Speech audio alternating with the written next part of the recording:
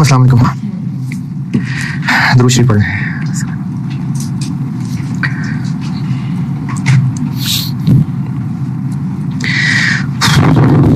चलिए, free cash flow से valuation कर रहे थे और लास्ट टाइम तक ना मैं यहां तक आपको ले आया था कि पहले हम वैल्यूएशन करते थे सिर्फ एम ही उस कंपनी के पॉइंट ऑफ व्यू से, यानी कंपनी ए है और वो खुद ही जानना चाह रहे हैं अपनी औकात, तो वो अपनी आंख से देख रहे हैं, तो कैश फ्लोज भी उसी कंपनी के और डिस्काउंट रेट भी उन्हीं की आंख वाला।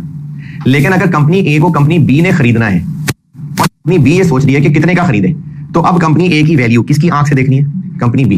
तो डिस्काउंट रेट भी कंपनी बी की आंख से जो नजर आ रहा होगा, यानी वो इन्वेस्टर बनके सोच रही होगी कि मुझे यहां पैसा लगाने में क्या रिस्क फेस करना पड़ रहा है। तो अगर आपको सवाल में किसी कंपनी का डाटा दे के बस वैसे ही उसकी वैल्यू निकालनी है, तो उसी के कैश फ्लोज डिस्काउंटेड एट उसी का अपना डिस्काउंट रेट। लेकिन अगर एक्विजिशन की नजर से वैल्यूएशन निकालनी है, तो फिर सोच एक्वायरर वाली बन जाएगी, फिर उसकी नजर से डिस्काउंट रेट ढूंढना होगा। तो इसी का फिर एक सवाल और बड़ा कराता हूं, फिर मैं आपको ना कंबाइंड वैल्यूएशन की तरफ लेके जाऊंगा। आप आ जाइए, मेरी बुक में है question number 26।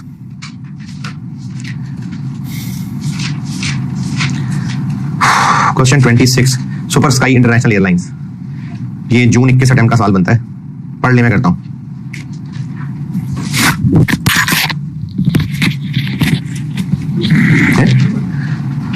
Part A. Part B में वो शेयर एक्सचेंज है, तो वो आपको भी सिखाना है मैंने। तो पार्ट ए 20 नंबर वाला।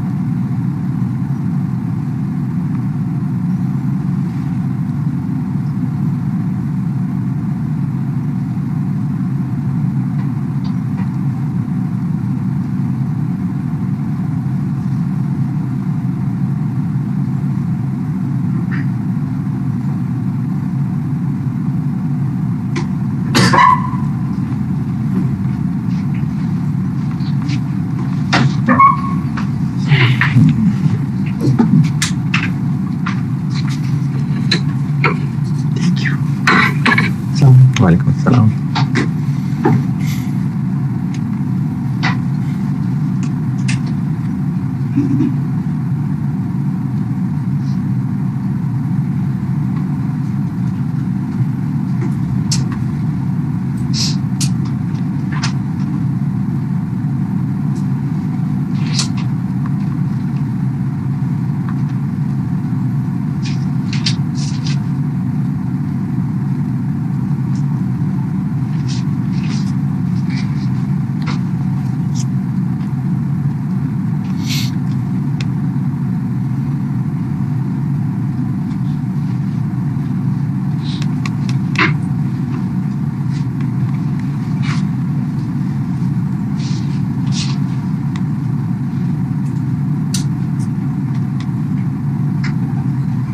जी,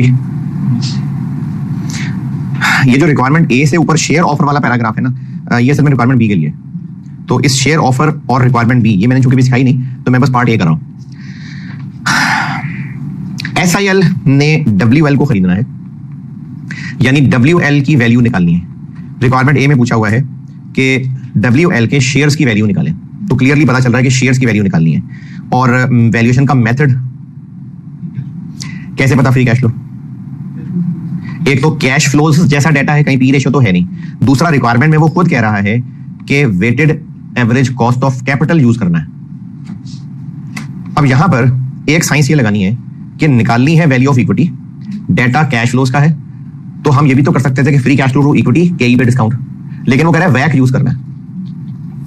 तो इसका मतलब है हमें free cash flow to firm से वैल्यू ऑफ बिजनेस निकालनी पड़ेगी, फिर इक्विटी तक कैसे पहुंचेंगे? वैल्यू ऑफ डेट माइनस करके। ये सवाल की अप्रोच है।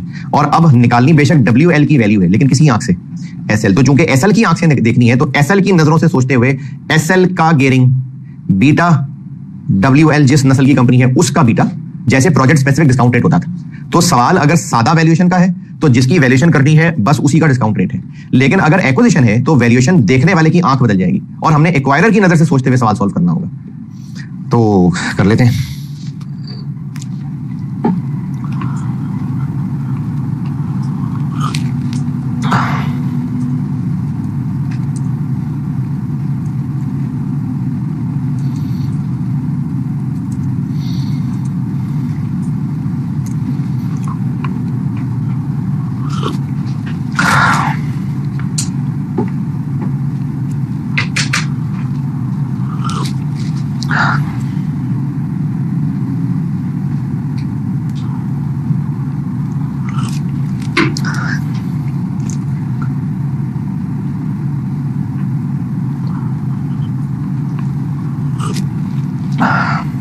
ध्यान एक मिनट रुकना।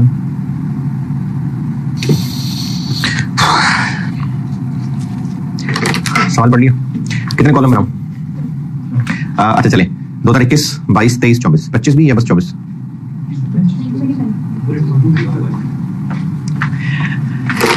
उसने आपको डेटा जो बताया हुआ है ग्रोथ का, वो कब तक चला रहा है? 24 तक।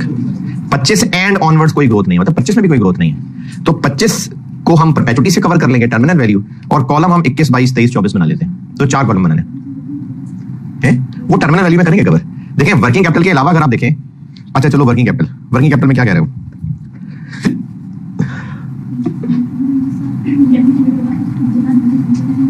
इक्कीस, 22, 23, 24 पर आप 2025 का कॉलम वर्किंग कैपिटल की वजह से क्यों कहनी है, ये पूछ रहा हूँ। 0.8 में 0.8 उसने 2025 से वर्किंग कैपिटल अलग स्टेबल कर दिया। हाँ दिया था। तो 21, 22, 23, 24 पार्ट ए कर रहा हूं मैं, जून 21 पार्ट ए। 1, 2, 3, 4। वैसे मेरी एडवाइस है कि आप ना ईयर भी मेंशन करने चाहिए, लेकिन आसानी से रिलेट हो रहे हैं 21, 22, 23, 24। तो 1, 2, 3, 4। तो हमने करना क्या है? फ्री कैश टू फर्म से पहले वैल्यू निकलनी है पूरी, फिर डेट माइनस होकर इक्विटी तक पहुंचना। ये अप्रोच है सवाल की। तो फ्री कैश टू फर्म निकालना है, तो क्या क्या डेटा है? सेल्स वगैरह है जी, इनकम स्टेटमेंट दी हुई है WL की, और रेवेन्यू है मतलब सेल्स। और पॉइंट 1 में कहा हुआ है कि ये ग्रो करेगी 2.5%। तो सेल्स और LY इंटू 1.025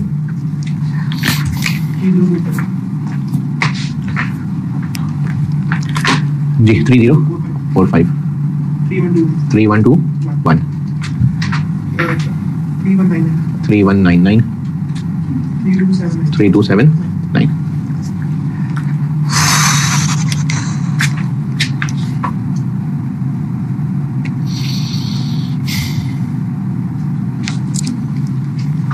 सेल के बाद एक्सपेंडिचर हैं, मतलब होंगे, खर्चे होंगे अदर देन डेप्रिसिएशन। और बिल्कुल सही है, क्योंकि डेप्रिसिएशन की कैलकुलेशन का अलग डाटा है, तो हाँ हमें अदर देन डेप्रिसिएशन ही चाहिए। तो उन्होंने कितना ग्रो करना है? 2%। तो एक्सपेंसेस एक्सक्लूडिंग डेप्रिसिएशन, और इसके बारे में हम कह देते हैं LY इंटू 1.02 जी, 2448 2497 2547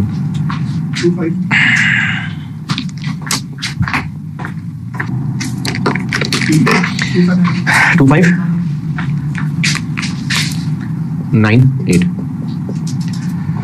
free cash flow to firm तक पहुंचे हैं। डेप्रिसिएशन, चूंकि उसने डेप्रिसिएशन रेट बता दिया, या तो होता ना कहता डेप्रिसिएशन इतनी ग्रो करेगी, लेकिन उसने डेप्रिसिएशन का रेट बता दिया 10% रिड्यूसिंग बैलेंस, तो इसका मतलब हमें पीपी का स्केड्यूल चलाना पड़ेगा। जैसे एक दफा वो मैंने free cash flow to equity का सबसे पहला सवाल कराया था, उसमें स्केड्यूल बनाया था, तो डेप्रिसिएशन का रेट देने की वजह से हमें पीपी का स्केड्यूल चलाना पड़ेगा। 1 2 3 4 पीपीई का बीडी, यानी 2021 का बीडी कितना? पीपीई का 2021 का बीडी 9000, ये दिया हुआ है 0.4 में। हाँ तो 21 बना ना, ईयर एंड देख रहे हैं, नवंबर है।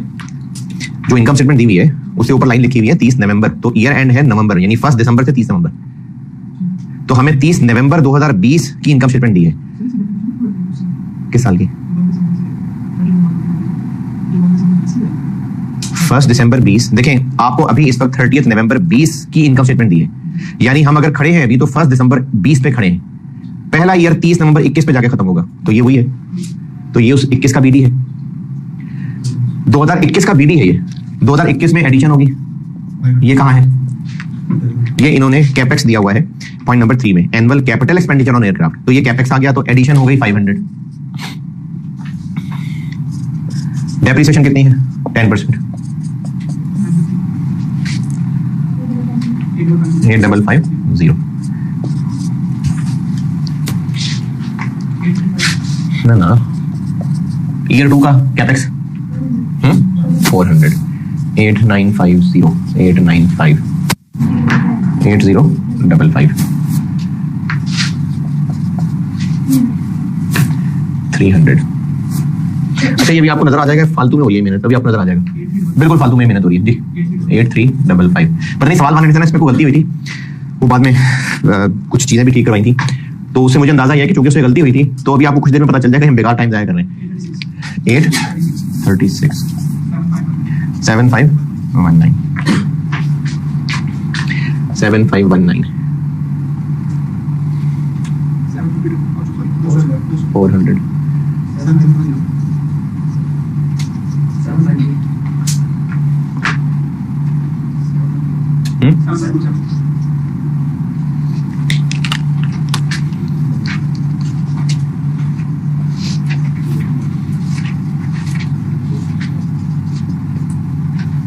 Free cash flow to firm बना रहे हैं हम, इंटरेस्ट माइनस करो, free cash flow to firm calculate कर रहे हैं, नहीं 200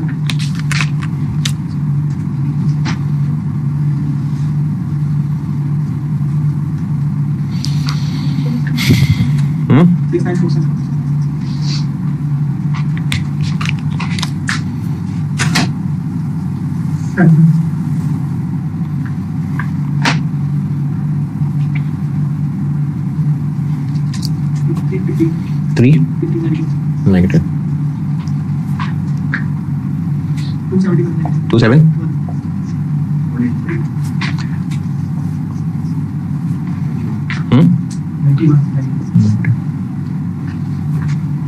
टैक्स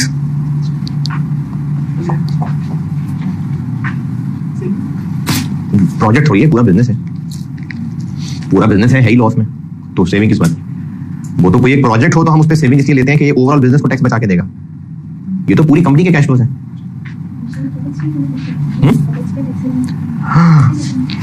डेप्रिसिएशन ली तो है,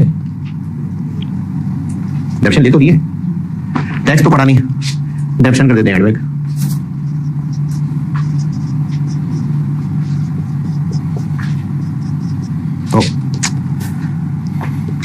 तो हमने डेप्शन टैक्स कैलकुलेट करने के लिए की थी, तो डेप्शन टैक्स तो आया नहीं, तो वापस एडवैक कर दी।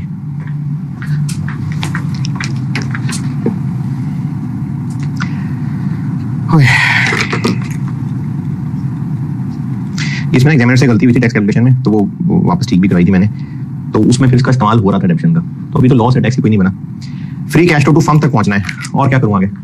Free cash flow to firm, income expenses tax आ गए आगे, free cash flow to firm, capex और वर्किंग कैपिटल, ये दो चीजें और आती हैं। कैपेक्स ये है 500 400 300 और 200।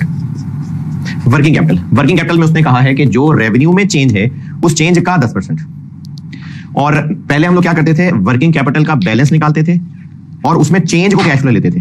अब आपको वो कह ही रहा है कि एडिशनल वर्किंग कैपिटल कितना होगा, यानी ये जो अमाउंट कैलकुलेट होगी ये कैश फ्लो ही होगा। तो कितना है, रेवेन्यू में इंक्रीज का 10%। पिछले साल रेवेन्यू कितना था है?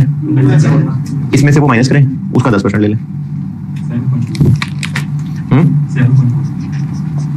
इसमें से ये माइनस करें, उसका 10% ले लें।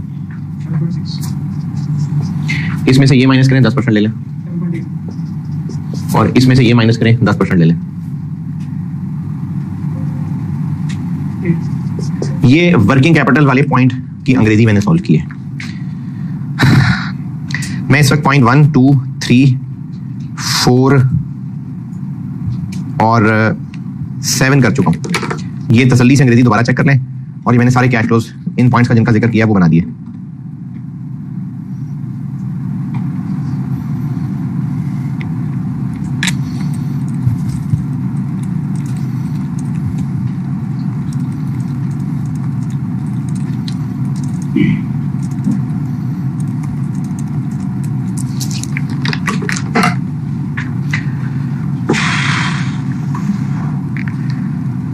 हाँ जी, अंग्रेजियां। अच्छा जी, यहां से अब हम लेते हैं टर्मिनल वैल्यू। टर्मिनल वैल्यू पहले भी एक दो सवालों में चीज सिखाई थी कि अगर तो क्लियरली उसने कहा हो ना कि फ्री कैश फ्लो इतना ग्रो करेगा, तो फिर हम आखिरी कॉलम वाली फिगर को लेकर बढ़ा देते हैं। लेकिन हमें फ्री कैश फ्लो टुकड़ों में भी निकालना पड़ सकता है। पिछले एक दो सवालों में टुकड़ों में भी निकाला है। यहां पर भी टर्मिनल वैल्यू की चीज ध्यान से देखते हैं। पॉइंट 1, पॉइंट 2 रेवेन्यू और कॉस्ट में कोई इंक्रीज नहीं आनी, यानी सादी परपेचुटी लगनी है टर्मिनल वैल्यू के लिए। वर्किंग 2 2025 वाला कैश फ्लो बना रहा हूं। सेल्स 3279 होगी, कॉस्ट 2598 होगी, कोई इंक्रीज नहीं आनी इनमें।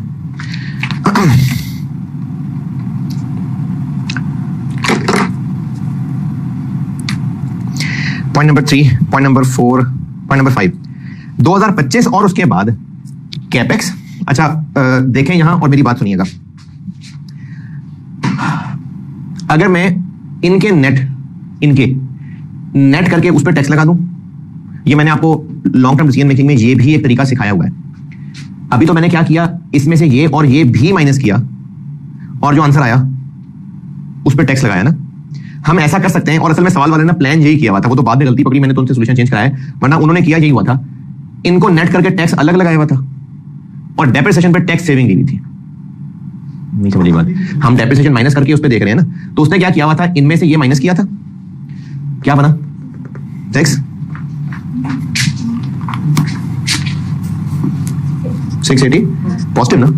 इस पे टैक्स लगा था और इसके ऊपर टैक्स सेविंग ली हुई थी, तो टैक्स बन कम रहा था, टैक्स सेविंग ज्यादा आ रही थी। यानी ऐसे ही हो रहा था जैसे मैं इसके ऊपर टैक्स इनफ्लो ले लूं, तो टैक्स वाले पैसे थोड़ी देंगे मुझे भाई। क्या ये किसी एक प्रोजेक्ट के कैश फ्लोज लिखे हुए हैं? लॉन्ग टर्म डिसीजन मेकिंग में एक प्रोजेक्ट के कैश फ्लोज होते हैं, ये तो एक बिजनेस के कैश फ्लोज लिखे हुए हैं। तो इसलिए अगर लॉस आ रहा है तो फिर टैक्स इनफ्लो थोड़ी आएगा। तो इसको माइनस करके टैक्स अलग लगाया हुआ था, इस पे टैक्स सेविंग अलग ली हुई थी। खैर वो तो मैंने चेंज कर दिया। मैं आपको टर्मिनल वैल्यू समझाने लगा हूं। अगर हम फिलहाल इस बात को भूल जाएं कि ये लॉस बन रहा है, तो हम ऐसा कर सकते हैं कि 3279, 2598, 681 इस पे टैक्स लगा दें। कितना? 197। डेप्रिसिएशन पे टैक्स सेविंग ले लें, लीजिए इस पे टैक्स सेविंग 2 कुछ है, कुछ इनफ्लो आउटफ्लो, इनफ्लो और आगे चले कैपेक्स, इसको आउटफ्लो, ये वाला नहीं 10 तो ये है ना, ये कह रहा हूं कैपेक्स को आउटफ्लो दिखा दूं। और वर्किंग कैपिटल कितना है? 10। ये 2025 का फ्री कैश फ्लो आ जाएगा। अच्छा मैं वैल्यू लिख देता हूं, अगर आपको डॉट डॉट अजीब लग रहा है मैं वैल्यू लिख देता हूं।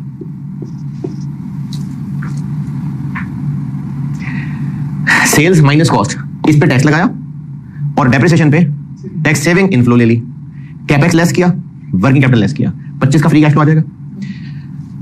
ये अंग्रेजी लिखी हुई है। पॉइंट नंबर 5,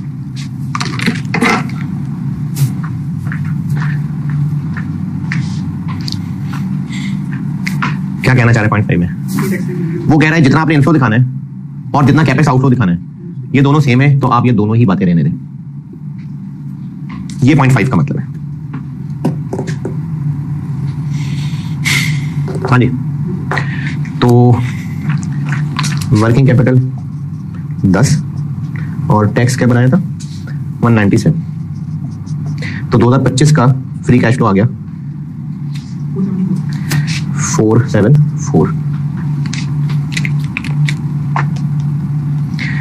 474 वर्किंग 2 में, और ग्रो करना है इसमें, यही रहना है तो सिंपल परपेचुटी।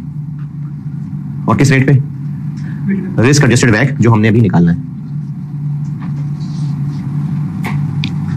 ये आएगी टर्मिनल वैल्यू, यहां लिखेंगे, फिर इन सब की पीवी वही रिस्क एडजस्टेड बैक पे निकालेंगे, और जो आंसर आएगा वो क्या होगा? वैल्यू ऑफ पूरा बिजनेस। इक्विटी चाहिए, उसमें से 1000 मिलियन लेस कर देंगे। 1000 मिलियन क्या है? ये उसके डेट की वैल्यू है। ये है सवाल पार्ट ए। अब रहेगी वर्किंग 3 जी। पार्ट ए 20 नंबर 10 नहीं है, ये वर्किंग कैपिटल है। ये दिया हुआ है पॉइंट नंबर 7 में, पॉइंट 8 में, वो ये है 10 मिलियन। कैपेक्स और डेप्रिसिएशन की टैक्स सेविंग बराबर है, तो एक ने इनफ्लो आना था, एक ने आउटफ्लो आना था, दोनों ही उड़ा दिए।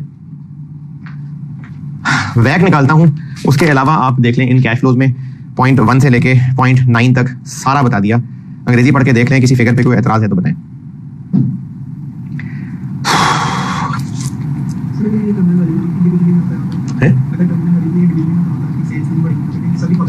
जी, तो बस वो आखिरी वाली फिगर को हम बढ़ा देते हैं जैसे पहले करते हैं। हाँ बिल्कुल।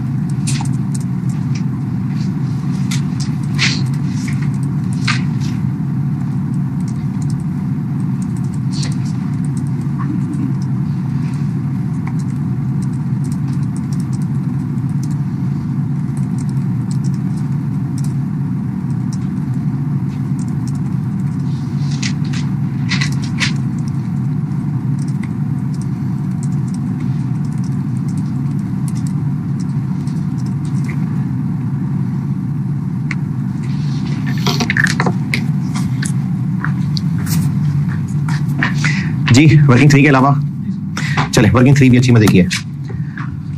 अब आप बेशक वैल्यूएशन वाला चैप्टर साइड में रखें और पोर्टफोलियो और प्रोजेक्ट स्पेसिफिक डिस्काउंट रेट पे चलते हैं। मैंने वो बताया हुआ आपको एक दफा, यील्ड और वो सब इस पर टेस्ट हुआ है।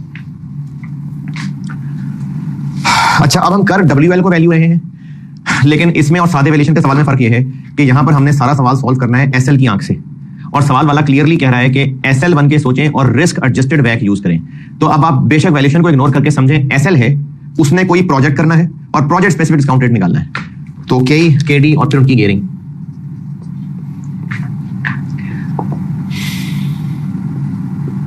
KE निकालते, प्रोजेक्ट है लोकल एयरलाइन इंडस्ट्री, तो local airline industry specific KE कैसे निकालें? लोकल इंडस्ट्री का बीटा दिया हुआ है, लेकिन इक्विटी बीटा दिया हुआ है, उससे पहले एसेट बीटा निकालते हैं, फिर प्रोजेक्ट स्पेसिफिक में डालते हैं। तो लोकल इंडस्ट्री का एसेट बीटा, इक्विटी बीटा है 2.45 और गियरिंग है 50.71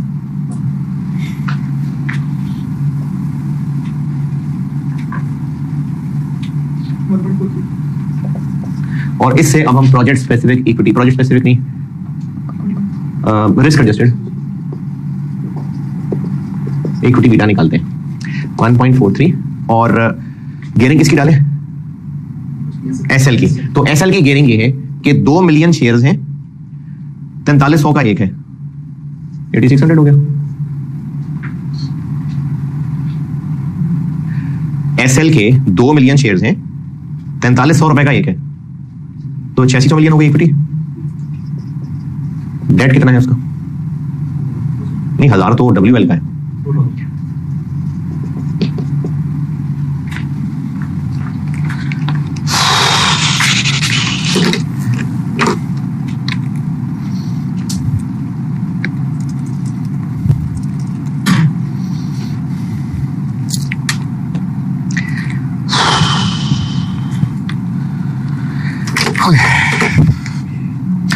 हाँ जी, कितना आ गया इक्विटी बीटा? 1 पॉइंट, ठीक है।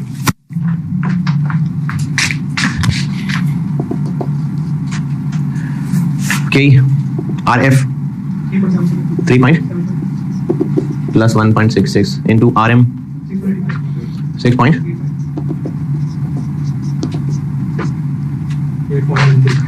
8 पॉइंट, ये बन गया KE। और क्या चाहिए? KD। बहुत पुरानी बात होगी, भूल-भाल गए होंगे। KD निकालने का एक तरीका यील्ड कर्व के रास्ते भी था, जिसमें रेटिंग यूज हो रही थी। तो इसमें ना आपको उन्होंने रेटिंग के एतबार से यील्ड कर्व दिया हुआ है, और यील्ड कर्व नहीं एक्चुअली दिया हुआ, क्रेडिट स्प्रेड दिया हुआ। इसका मतलब ये होता है कि RF से इतना ऊपर होना चाहिए। क्रेडिट स्प्रेड RF से ऊपर वाले को कहते हैं। क्रेडिट स्प्रेड यानी क्रेडिट रिस्क की वजह से रिक्वायर्ड रिटर्न RF से इतना ज्यादा होना चाहिए, इसको क्रेडिट स्प्रेड कहते हैं। और बेसिस पॉइंट अगर नीचे ना भी लिखा होता तो भी याद रख लें, 100 बेसिस पॉइंट्स 1% को कहते हैं। अभी 12 टेबल के नीचे बताया भी हुआ है। जब आपको कोई परसेंटेजेस वगैरह लगता हो ना कि होना तो परसेंटेज चाहिए था, लेकिन बेसिस पॉइंट लिखे हो तो 100 बेसिस पॉइंट 1% होता है। अभी उन्होंने खुद कह भी दिया टेबल के नीचे कि 100 basis point is equal to 1%। तो ये जो टेबल दिया हुआ है रेटिंग के एतबार से, ये रिक्वायर्ड रिटर्न नहीं दिया हुआ, ये क्रेडिट स्प्रेड दिया हुआ है। यानी RF से ऊपर इतना और, क्रेडिट स्प्रेड यानी क्रेडिट रिस्क की वजह से इतना और। हमारा डेट कितनी रेटिंग वाला है? AA। और कब खत्म होना है? कितने अरसे बाद? 18 साल बाद। तो इस टेबल में तो 18 साल ही नहीं है, तो जुगाड़ लगानी पड़ेगी। 10 और 30 के दरमियान होंगे नहीं 18, वहां से 18 खुद बनाना पड़ेगा। चलिए बनाता हूं।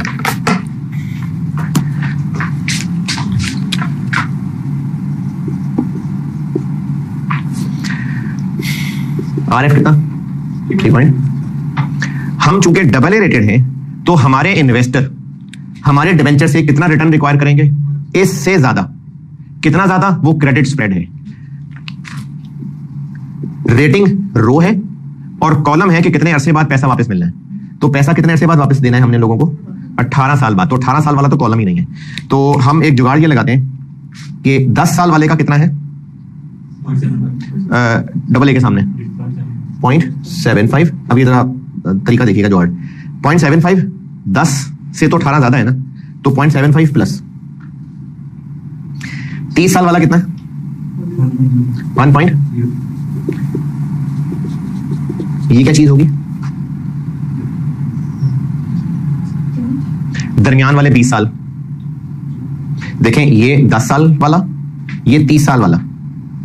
तो 30 वाले में से 10 वाला माइनस कर दें, तो बीच वाले 20 साल आ गए। हमें उन 20 में से 8 लेने हैं। प्रोपोर्शनेट किया।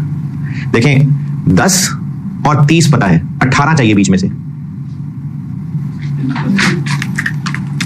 10 का 0.75% है, 30 का 1.03% है, 18 इधर है बीच में कहीं।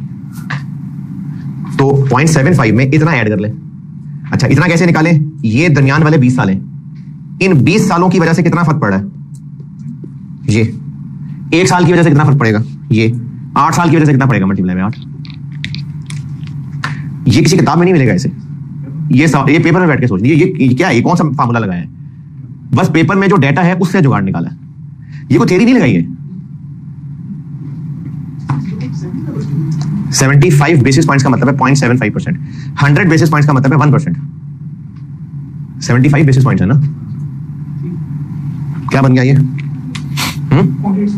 पॉइंट।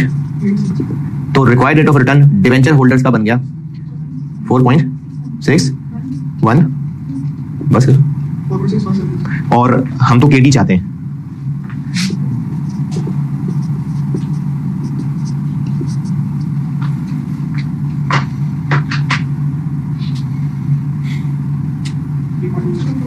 3.27, ये केडी आ गया। और फाइनली वैक के इक्विटी का वेट, केडी डेट का वेट।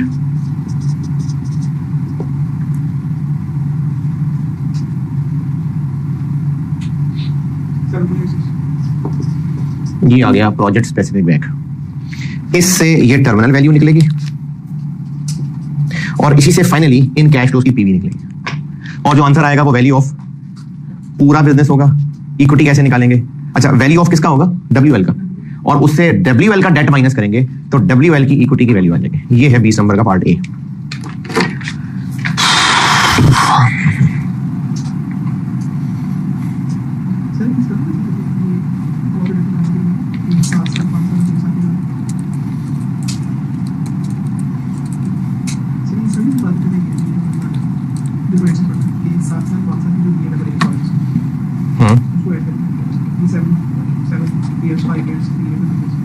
नहीं, हमने 18वें पे पहुंचना है ना। अच्छा, ऐसे तो फिर आप 2 और 3 वाला ऐड करें तो 5 के बराबर आना चाहिए। नहीं, 2 के और रिस्क हैं, 3 के और रिस्क हैं, 5 के और रिस्क हैं। हम 18वें साल का निकालने जा रहे हैं।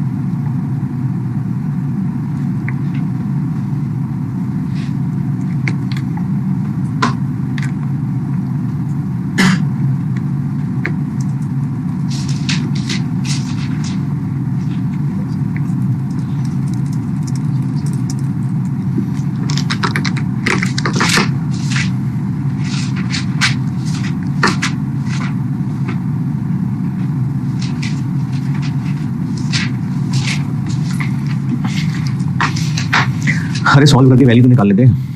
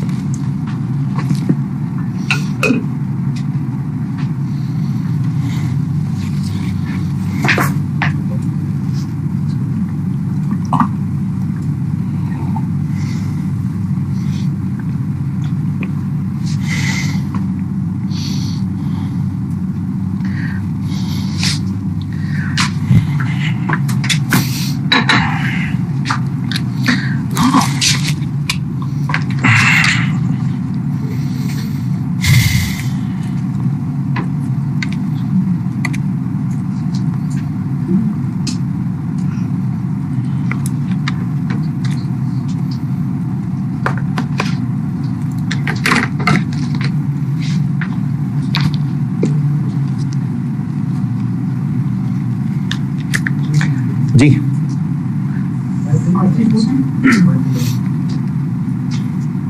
डेट माइनस करने के बाद या पीवी 5341, हाँ ठीक है, फिर 1000 माइनस कर लेंगे तो 4341। ये है वैल्यू ऑफ इक्विटी।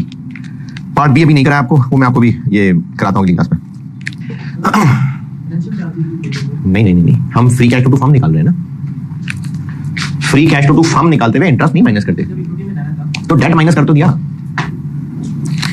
देखो, एक है सेल्स, खर्चे, interest, tax, capex, working capital. इनका आंसर, इंटरेस्ट माइनस कर दिया, इनका आंसर आता है free cash flow to equity. इसकी डिस्काउंटिंग करते हैं केई से, तो सीधी वैल्यू ऑफ इक्विटी आती है।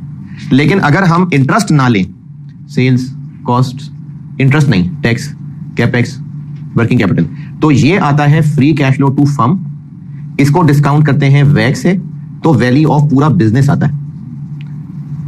इसमें से इंटरेस्ट नहीं, वैल्यू ऑफ डेट माइनस करते हैं तो वैल्यू ऑफ इक्विटी आता है। Free cash flow to firm के रास्ते से इंटरेस्ट का कोई काम नहीं है, free cash flow to equity के रास्ते से इंटरेस्ट माइनस होगा, डेट का कोई काम नहीं है।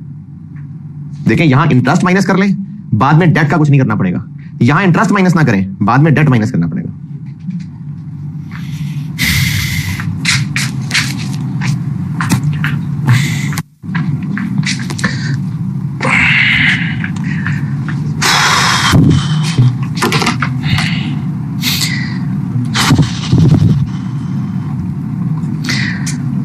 अच्छा, मैंने ना एक सवाल का जिक्र किया था कि वो बस जबानी डिस्कस होगा फिर, क्योंकि पिछली दफा वो आपकी हिम्मत थी बची थी। तो मैं अभी भी ना उस सवाल की डिटेल कैलकुलेशन में नहीं जा रहा, वो हस्बे तौफीक अगर करनी हो तो कर लेना। अप्रोच मैं जरूर डिस्कस करने लगा, क्योंकि वो बहुत डिफरेंट तरह का सवाल है और दोबारा आ सकता है इस तरह का सवाल। तो मैं कैलकुलेशन की डिटेल में नहीं जाऊंगा, अप्रोच जरूर डिस्कस कर लेता हूं। लेकिन आपने तो पढ़ने में 15 मिनट लगा देने सवाल को। जून 11 का सवाल है और ये मेरी बुक में होगा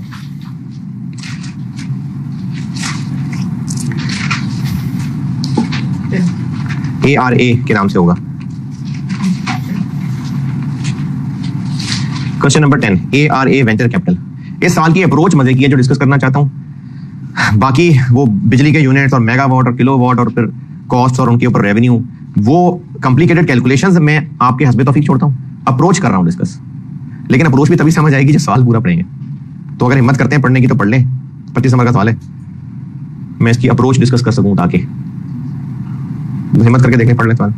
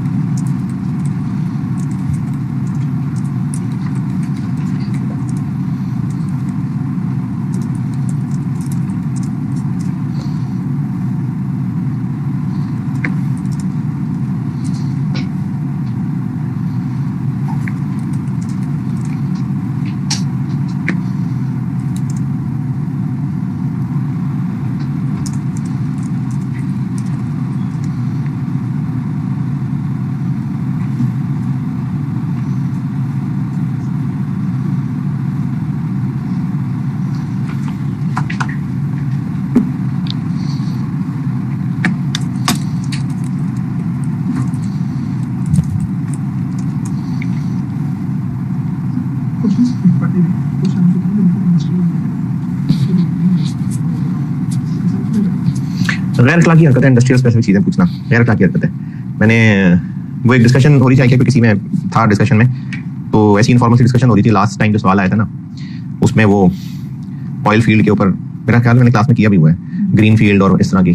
तो वो कहा था भाई इस तरह की चीजें आप एग्जाम में क्यों पूछते हैं। तो उस पर कोई खास जवाब नहीं है, लेकिन ये है कि इस पर नरम गोश है एग्जामिनर का, कि इन चीजों के ऊपर वो कुछ पेनलाइज नहीं करते स्टूडेंट को ना पता हो।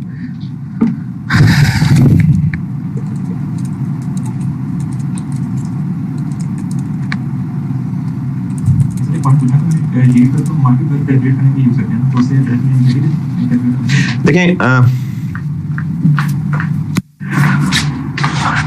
बस इतना बताया था कि ये डेट 18 साल बाद रीपे होगा और इसकी कहीं मार्केट वैल्यू निकालने की कोई हिंट विंट नहीं था। तो केडी कॉन्सेप्चुअली, यानी कॉस्ट ऑफ कैपिटल कॉन्सेप्चुअली, तो यह ना कि लोगों की भी डिमांड क्या चल रही है, तो लोगों की डिमांड हमें क्रेडिट रेटिंग के रास्ते से मिल रही है, तो इसलिए फिर हम मजबूरन क्रेडिट रेटिंग वाले तरीके से लोगों की डिमांड निकाल रहे हैं। और हमें कोई कैश फ्लोस तो दिए नहीं कि हम IRR निकालें, तो इसलिए हमें इन्हीं लोगों की इन डिमांड को ही रिक्वायर्ड रिटर्न समझा और केडी बनाने के लिए उसको आफ्टर टैक्स कर लिया। तो ये सवाल के डेटा की वजह से ही ये रास्ता निकाला है, इसमें कोई एक खास थ्योरी नहीं लगाई मैंने।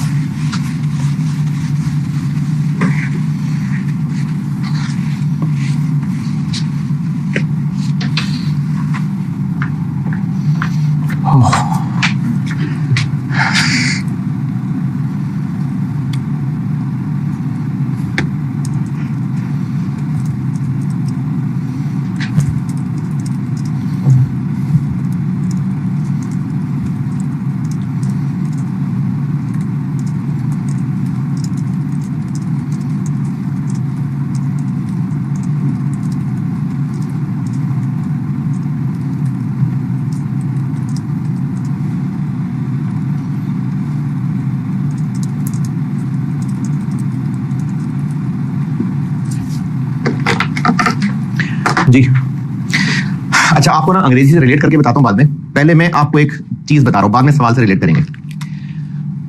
एक कंपनी है ARA, ये मैं कर रहा हूं डिस्कस जून 11, ये मेरी बुक में है क्वेश्चन 10। वेंचर कैपिटल होता है, ये लोग ना फाइनेंस के बिजनेस के एक्सपर्ट्स होते हैं। ये लोग क्या करते हैं, छोटे छोटे बिजनेसेस ढूंढते हैं। वो बिजनेसेस ढूंढते हैं जो होते पोटेंशियल वाले हैं लेकिन उन लोगों से अच्छा मैनेज नहीं हो रहा होता, या फिर नए लोग होते हैं उनके पास पैसा नहीं होता। ये उस तरह के बिजनेस को उसको ढूंढ के ये जान लेते हैं कि पोटेंशियल बहुत है, लेकिन चूंकि वो अभी बिजनेस चलाने वाले लोग मजबूर हैं, उनको पैसों की जरूरत है, तो ये ओनर बनकर उनके साथ पैसा इन्वेस्ट करते हैं। पैसा भी आ गया, एक्सपर्ट तो ये हैं ही, मिलके बिजनेस को खड़ा करते हैं। बिजनेस ग्रो कर जाता है, 4-5 साल तक बिजनेस अच्छा खासा सेट हो जाता है, और ये उस बिजनेस के लेंडर बनके नहीं, ओनर बनके इन्वेस्ट किए होते हैं। 4-5 साल बाद बिजनेस जब अपने पांव पे खड़ा हो जाता है, तो वो जो उन्होंने शुरू में ओनर बनके सस्ते में शेयर लिया था, 5 साल बाद बिजनेस ग्रो कर गया, अब ये अपना शेयर किसी को बेच के या शायद मार्केट में बेच के बाहर चले जाएंगे। यानी इन्होंने पोटेंशियल छोटे बिजनेस में पैसा लगाना होता है, कम पैसों में शेयर मिल जाता है, पैसा भी आ गया उस बिजनेस के पास, इनकी एक्सपर्टीज भी शामिल हो गई, मिलके बिजनेस को बड़ा किया, अब वो बिजनेस अच्छा वैल्यू वाला बन गया, अब अपने शेयर्स किसी को बेचेंगे और पैसा बाहर।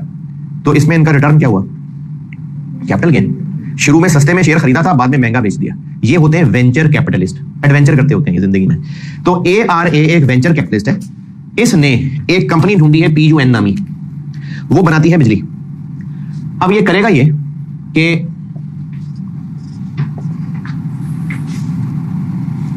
5 साल 4 साल 5 साल ये करेगा ये कि आज शेयर्स खरीदेगा, इसकी जेब से कैश आउटफ्लो जाएगा, कितने के पता नहीं, 0 पे आउटफ्लो होगा। फिर इसके अलावा ये PUN को लोन भी देगा। कब कब कितना कितना लोन देगा, जब जब PUN ने कैपेक्स करना होगा। ये बात लिखी हुई है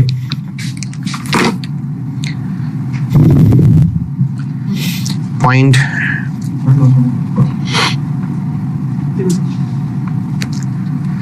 जी, last table 500, 600, 500। Planned capital expenditure would be incurred at the end of year.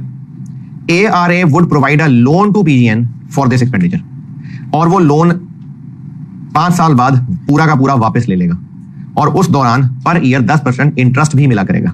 तो ARA के कैश फ्लोज 0 पे PUN के शेयर्स खरीदेगा, जेब से पैसा जाएगा, लोन भी देगा, कब कब कितना कितना, पहले साल के एंड पे 500, दूसरे साल के एंड पे 600, तीसरे साल के एंड पे 500, और 5 साल के एंड पे 1600 वापस 1600।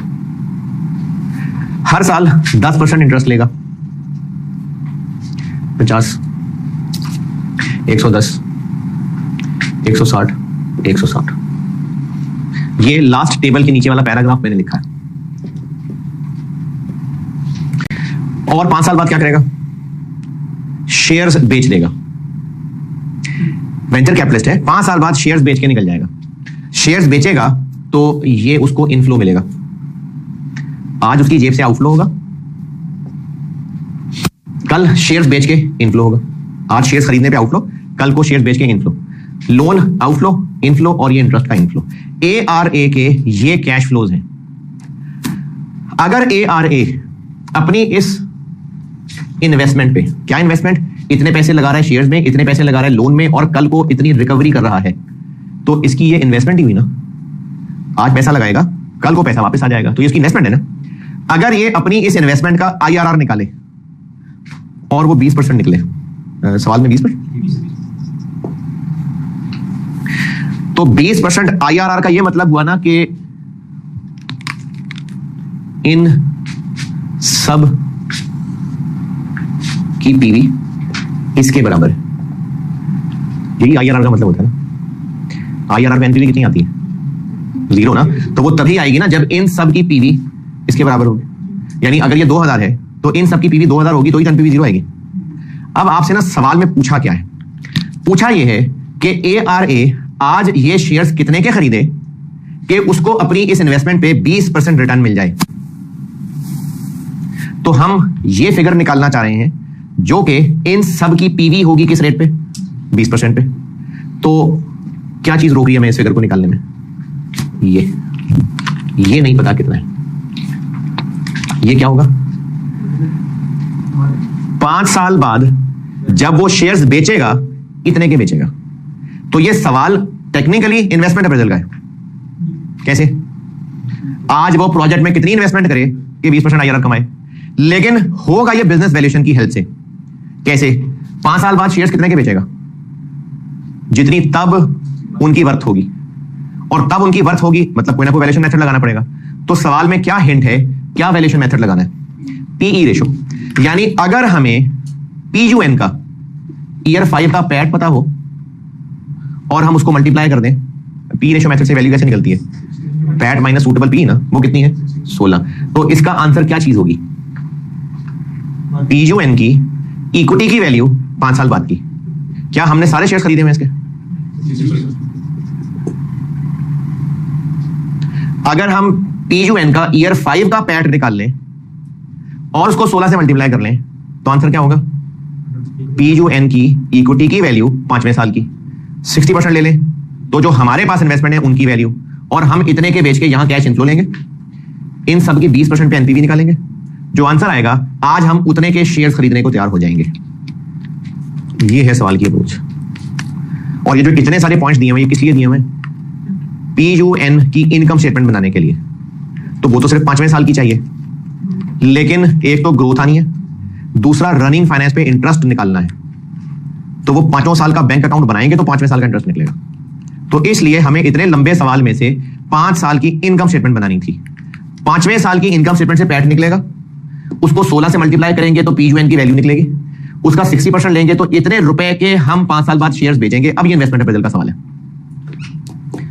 तो अगर वाकई सवाल पढ़ा था तो एक बार दोबारा पढ़ लें और ये अप्रोच देखें समझ आ रही है अब कि नहीं।